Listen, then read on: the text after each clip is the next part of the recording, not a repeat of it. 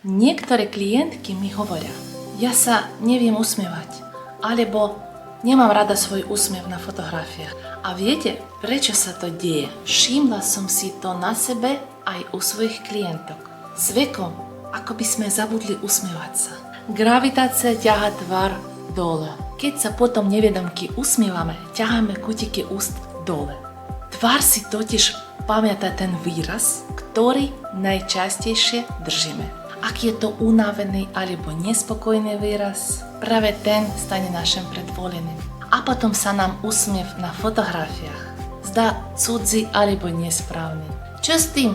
Skúste toto. Niekoľkokrát denne sa pozrite do zrkadla. Vedome nadvihnite kutiky úst hore. Podržite si 5 sekúnd a skúste sa usmiať aj očami. Inak výraz sa pôsobí neprirodne, keď budú len ústa usmiať a oči budú otvorené.